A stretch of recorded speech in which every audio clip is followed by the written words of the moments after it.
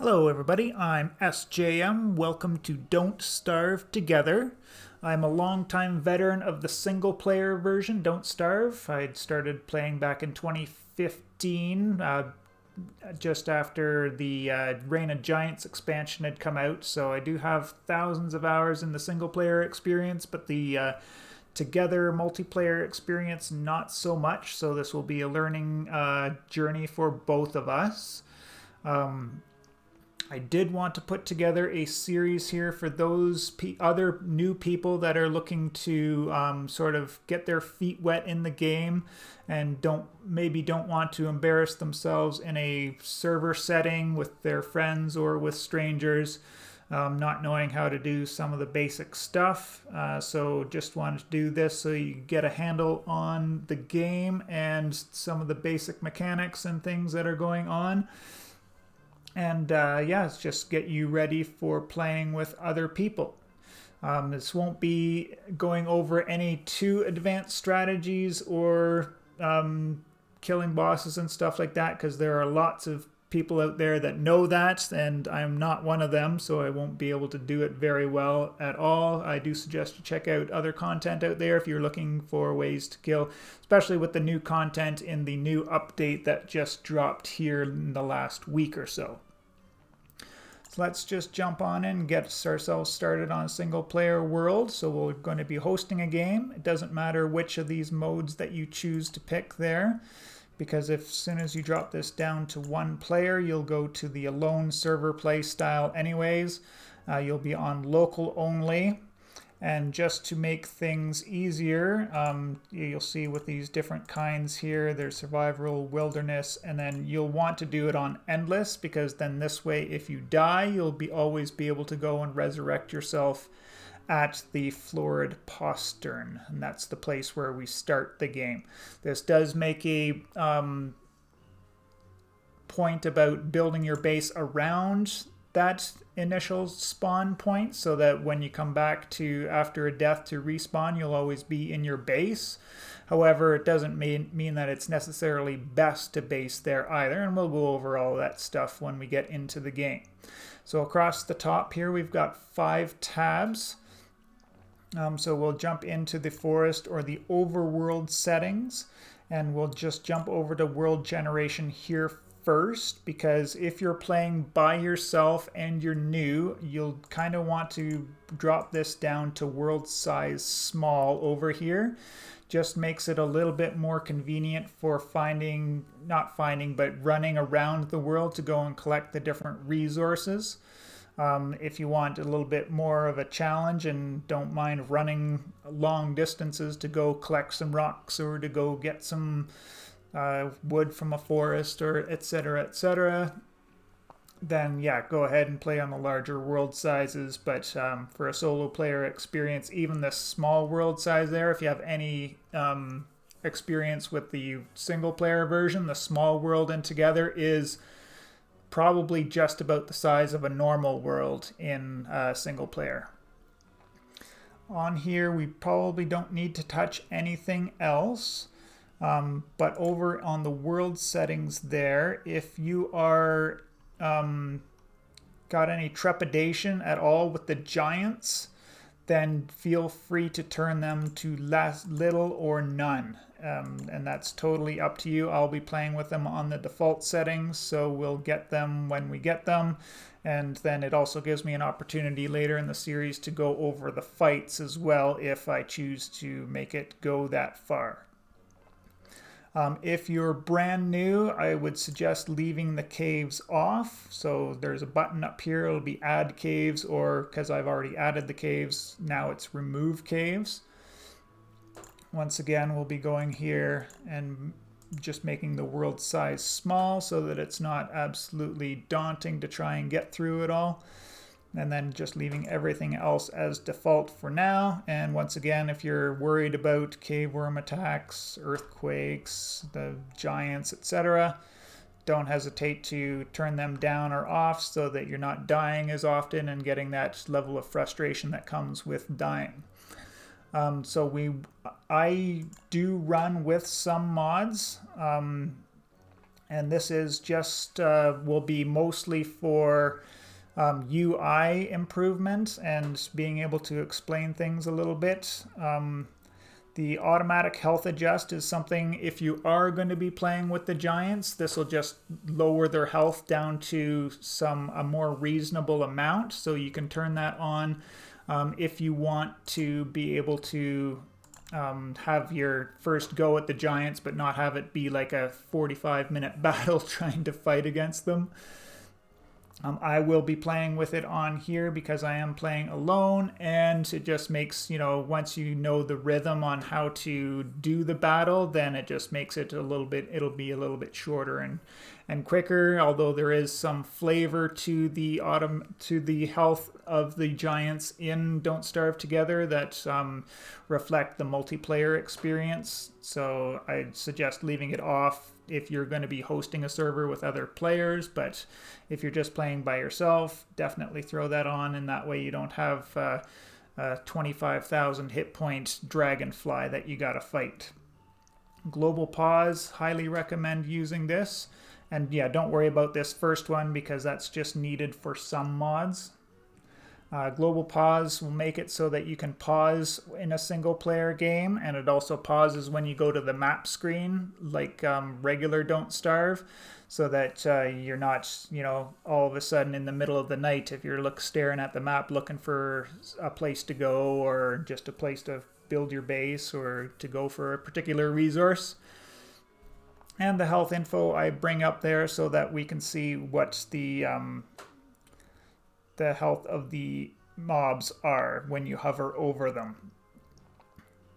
After that, it's just the rollback. So if you run into something really devastating during your play, you can go over to here. There will be some different dates where the automatic saves have gone on, and you can roll back your server to a time before, say you decided to light a whole forest on fire for some charcoal, but didn't realize that it was close to a resource that you really needed, or your base or something like that. The other mod that I use is the combined status. This is just so I can explain some things during the playthrough, and minimap, which is kind of cheaty in a little bit, especially in initial world exploration, but it also helps with not having to open up the map every 10 seconds while you're traversing around the world if you're going from one place to the other. So that's what I use. I don't have any trepidations against using other mods if you would need to make the game easier for yourself, or harder if that's what you want. But yeah, you can get mods here, and if you don't know exactly what all of these things do, you can look on the Steam page for Don't Starve Together. You just navigate over to the workshop here, and then you can go in and you can click on a mod, and then you can read about what it's all about, and then there'll be reviews on it and a rating system and all that kind of stuff. And if you're on Steam, you just hit subscribe, and then you can get in and get going. If you're not on Steam, if you're on console, you won't have the mods, so you don't have to worry about that. And with that said, I will throw this on a quick pause and let the world generate. Alright, so the world is generated, and we're going to start on the character selection screen. This is where you can kind of review all the characters. It'll give you some little write-up about each of them and their pluses and minuses, as well as their starting hit points, hunger and sanity values. But for the purposes of this, we are going to be starting with Wilson because he is the best baseline character to start learning the game for a couple of reasons. He doesn't have any negatives to worry about, and his positive thing is actually pretty handy if you do start to get into a sort of a more longer term survival thing.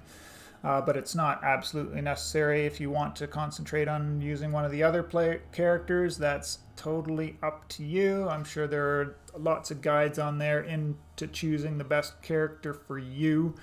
But Wilson is who I'm going to be going with.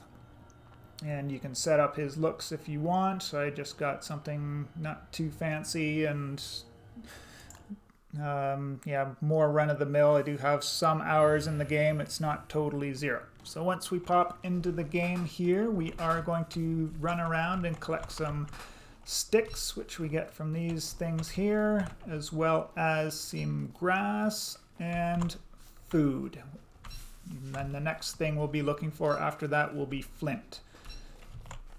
So around these, this is a set piece which will house a giant in the springtime called the moose goose. Moose goose. And then it will have a little bit of food around it as well, which we'll start picking up for now. But I definitely suggest grabbing the carrots from here. Because carrots are my favorite early game food. There'll be some people that are like, don't pick the carrots because then you don't have emergency food for later. And it's like, well, if you're in a position where you need emergency food in this game, you've definitely done something wrong along the way. So I am a camera spinner. There are some people that disorients and makes them a little bit woozy, so I do apologize to those people. But it just makes it easier for me to see, you know, where I'm going and, you know, what's ahead of me, because even though it looks like you're in the middle of the screen, you're kind of, you know, about 65% of the way down the screen instead. So you do have more ability to see above you there. My strategy is to do an outline of the entire world before even thinking about where I want to set up my base, and we'll go over that when we finish the traversing around the world. But just gives me a good idea of where all of the biomes are and where maybe some place that I could go to grab some safety. And or, you know, resources or etc. You know, it just gives me more, the more information you have before you make your base, the better, right? So we'll just keep grabbing carrots. I've got enough of those juicy berries now because they spoil really fast. So I'm just going to stop gathering on those for now.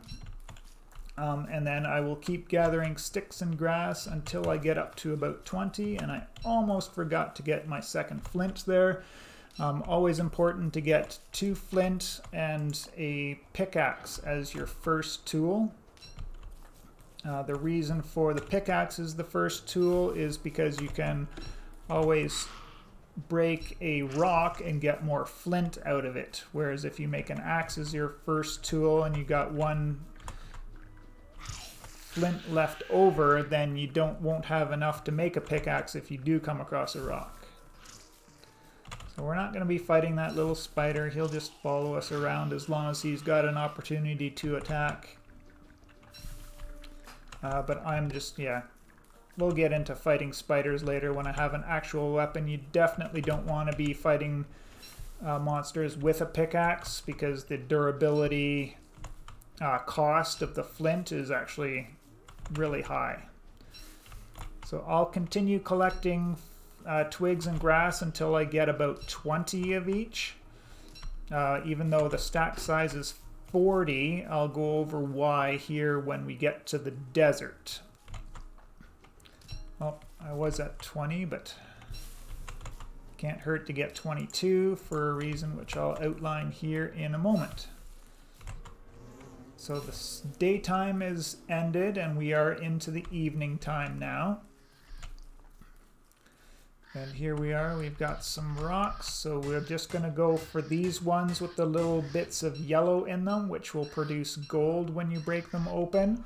And we're going to leave these ones alone for now because they have niter in them, which we won't need typically until summertime. If you really need some rocks, you can grab some of those, but we should be able to find lots of the gold boulders and in the first few days here to be able to get the amount of gold that we need to get our base started and going there off the bat here. So before we get too close to the nighttime, we've got 2 sticks and 2 cut grass to make a torch, and we'll just keep that in our inventory for when the nighttime comes, because when the nighttime comes we're going to need some light or we will get killed by the darkness monster whose name is Charlie. So my general rule of thumb is to use up about 2 pickaxes gathering rocks, and that's just however many we end up from breaking. It'll be pretty constant on the number of rocks that we get, but it'll be a little bit random in the amount of gold that we get from that. But we'll also be able to find rocks and gold just lying around on the ground as we circle around. And you can see how our flint is starting to build up now as well. So we don't need to pick up a whole lot of flint first. Like 3 will be the maximum that you kind of want to pick up when you're going through the grassland, because that'll be able to make your first pickaxe and a first regular axe if you kind of want to start chopping some trees at the beginning as well. So we've got 1 more boulder left with the 18% there, and we'll be done with collecting boulders for now. So we'll go ahead and we'll make an axe, just so that we've got that ready. We've got a little set piece over there, but we're just going to ignore pretty much everything except for the absolute basic stuff for now. So I am going to continue on my route here. Actually, we'll make it through the first night here together so that I can just go over that with you. And you can see on the mini map here, I like to scroll in 1 tidbit, and we can see here we can always find rocks lying around on the ground that we can pick up there. Even though it looks like we've got a lot of inventory space there, we really don't. At the end of the day, there really isn't a lot of inventory space there. So nighttime comes, we're going to throw on our torch, and now we can use our mini map. And this is where the cheaty part of the mini map comes into play, is that with the amount that I can see out there, I can keep going around the edge. Even though I can't technically see it on my screen, I can see it on the mini map there. So this might not be something that you want to do because it ruins some of the flavor of the game, but I'm one of those believers that you should play how you like and not hold any judgment for anybody that doesn't like the way you want to play. So that's just my 2 cents worth there. Oh, these juicy berries are almost about to go yellow, so we might as well munch on as many of them as we can right now. Get our hunger back up to 150, because those will just go to garbage right soon, and we wasted a little bit of durability on that torch, but not too bad. So I'm going to continue outlining the world here. We'll just show you on the map here quickly there. So we started here, I ran up to here, and then went around this way. You can see with the small size of the world, I am uncovering most of the biomes as I go around them. This might not be true in all cases, but they'll be real easy to finish off later when we come back to them. So I'll throw this on a pause, and then I'll bring you back when there are some talking points. All right, so on my initial run here, I will concentrate on getting these birch nut trees for 2 reasons. One will be that we get the birch nuts back out of them, which can be a food source if push comes to shove later in the game. We do have to cook them before we can eat them, but at the end of the day, you can't eat the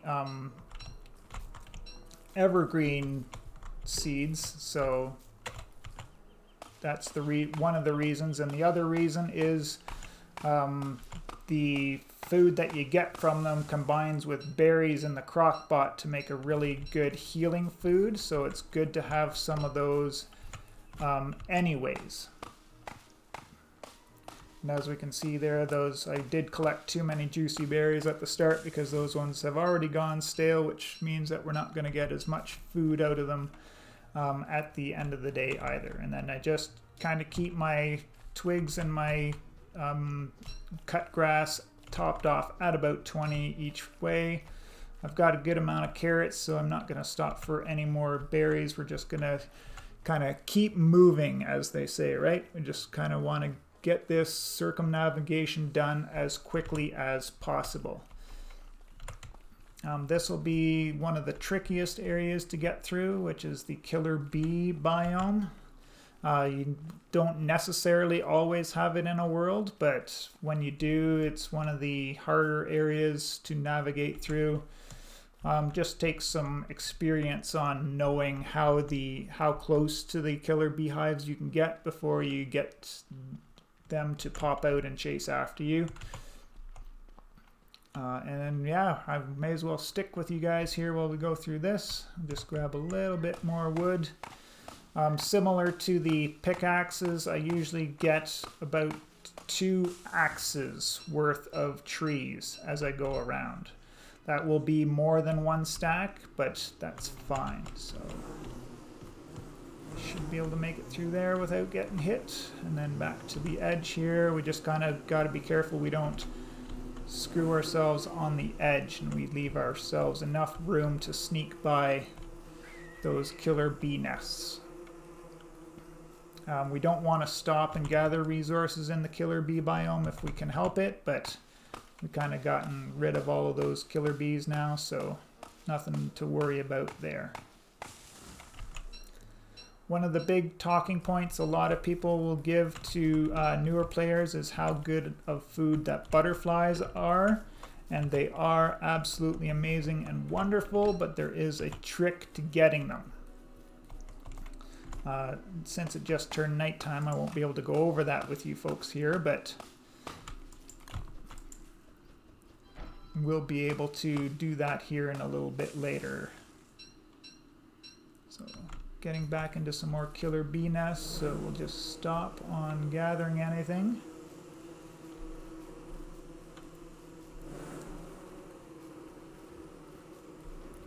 And here we come across the first desert. There are 2 different kinds of deserts in the game, and you can tell them apart by the type of cactus that you have in them. So this one that we have here will be the desert with the Oasis in it, and that'll be important when we get to summer, but we're not quite there yet, so we won't worry about it. Well, and just, yeah, as I was talking about it, here we are. This is the Oasis.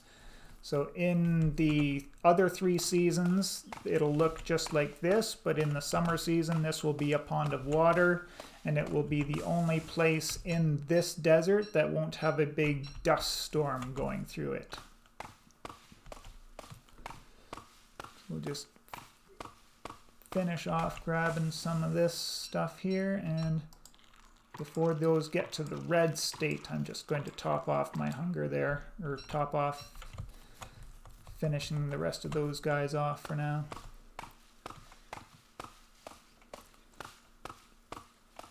Now, it can't hurt to have things pre-crafted. And in this case, I will go over. We'll want to have a campfire ready to go at some point anyway, so we might as well pre-craft that. And then the other thing that we're going to want is our first science machine. And then there are some different skins on them there. I've actually got the terrible ooze machine skin going for it, so yeah, I've already pre-crafted it there, so we're good. And then I'm just gonna kind of ignore these clockwork beasts for now, because we're not going to be going over fighting in this episode, just initial world exploration.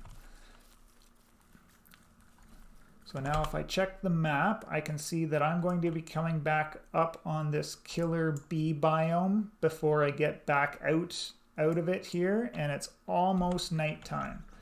So this might be a good place to just kind of set up a campfire and sit out the night, which I'm not a fan of doing. But between my mini-map cheating method and my knowledge of how the killer bees work, I'm going to actually risk going through there. I may take a hit because I can't see perfectly what's going on. And I'm actually going to craft my second torch because this first torch isn't going to make it all the way through this night, and I don't want to have to worry about stopping and crafting it while I'm going through this dangerous area here.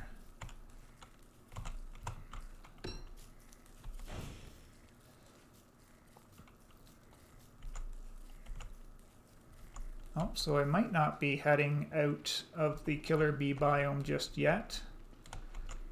It may extend out this way, so kind of another reason why I hate stopping and burning a night away doing nothing, because it turns out that I don't even go into the dangerous area I thought I was going into. Now we can see here our sanity is starting to drain, but because we get sanity back from prototyping recipes when we get our science machine up, that I'll be able to get back really easily, and that'll be on about the 4th night or so. So yeah, I'll just navigate my way through these killer bees and then probably throw it on a pause until we get to the next talking point. So I should be able to squeeze by there without getting hit. Yes. So the way you can do it is head towards it and then kite around that way if you've got a really tight passageway on the one side there. I'm just going to pop over here, grab one more tree.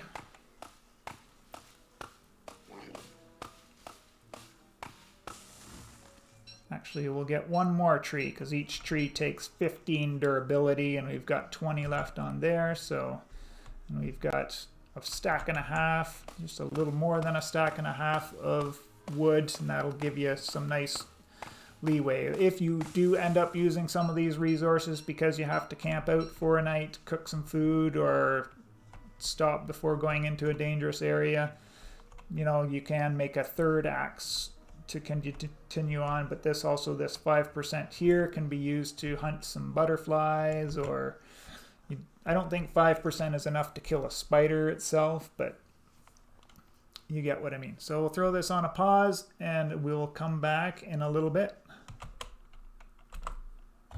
Okay, so I almost missed it, but I did find it eventually because I knew what to be looking for. But as I was coming through here, the eye bone was over here, and I was also distracted because there was a boon with a winter hat there.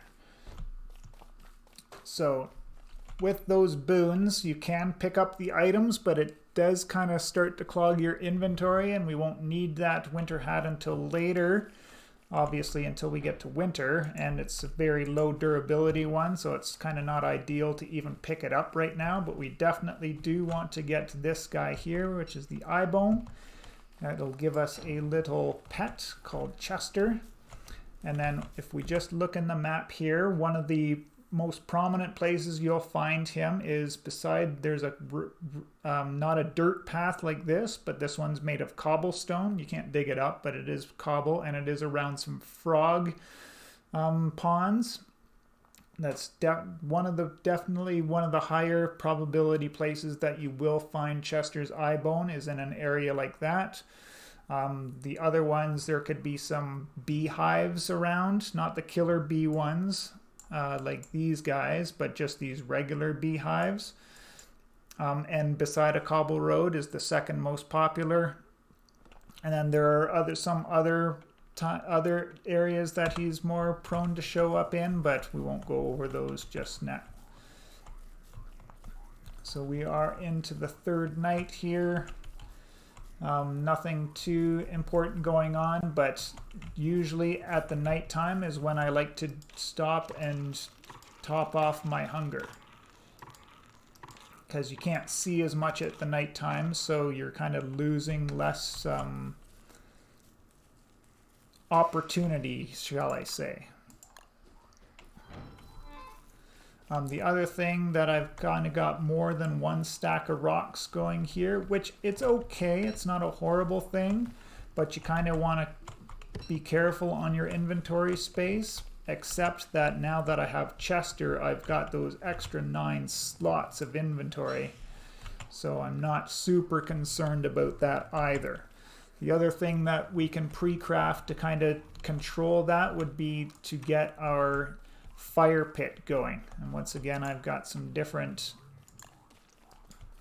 things, but I just clicked on the build and then right clicked off of it. So see here we have another boon here with a blow dart. I don't need it, it's just going to clog my inventory, so I am going to ignore it for now. We might pick it up at some point in the future, but not horribly concerned about it at this point.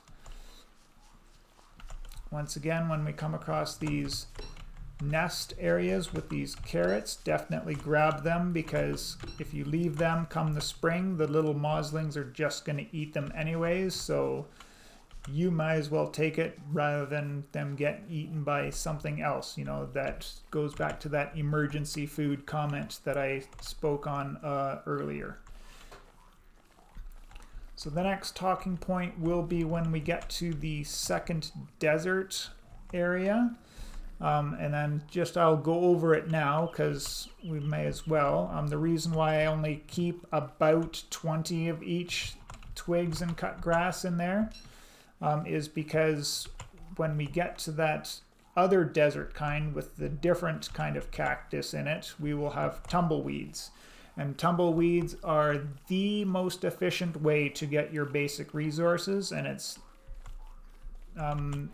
will save you quite a bit of time on your initial world exploration if you kind of use that to your advantage, because for each tumbleweed that you pick, it takes the same amount of time to pick one sapling or one grass, but out of a tumbleweed you'll get 3 resources, which will most often be twigs or grass. Not always, but most often. Sometimes it's kind of worth it to see if one of these little battles that are going on will get you some silk, because that'll be another one of the basic resources we're looking to collect on our way around. But for the purposes of this video, I'm not going to do that because we'll be getting our silk the hard way in this one, and that's by fighting the spiders ourselves. So yeah, in the desert there, we kind of want to try and pick as many of the tumbleweeds as we can, because we'll get, you know, up to 3 of those basic resources, but we'll also get some other little bonuses. And the most important of those would be some gears. We're definitely hoping that on the initial exploration of that desert that we do pick a tumbleweed with some gears in it, because that will definitely save out on some possible pain trying to beat up a clockwork to get some gears so that we can get our fridge going.